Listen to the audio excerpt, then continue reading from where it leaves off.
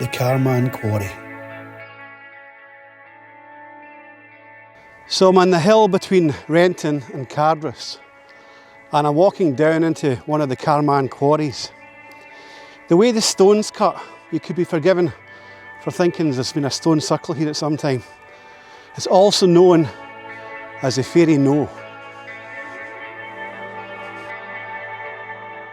Once a place associated with magic and folklore, this site was originally marked on a local Ordnance Survey map dated 1864 as the Fairy Knowe.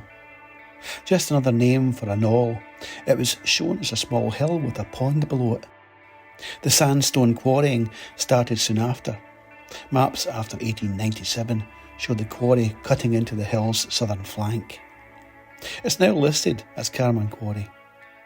Tobias Smollett, no less, gives us some indication of the local fairy legends when he mentions the knoll in his novel, The Expedition of Humphrey Clinker.